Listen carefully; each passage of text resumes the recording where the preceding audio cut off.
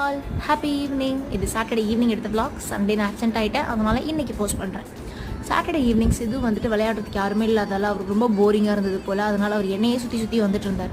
So அப்போ தான் அவரோட டாய்ஸ் எல்லாம் அவருக்கு ரொம்ப போர் அடிச்சு போச்சுன்னு புரிஞ்சுது. ஸோ இப்போ நமக்கு வந்துட்டு பால் பூலை இறக்க வேண்டிய டைம் வந்துருச்சுன்னு நானும் அண்டர்ஸ்டாண்ட் பண்ணிவிட்டு ஸ்ரீநாத் அதை எடுத்து கொடுங்கன்னு சொல்லியிருந்தேன். இது அவரோட ஃபர்ஸ்ட் பர்த்டேக்கு சிதுக்கு கிஃப்ட்டாக வந்திருந்தது.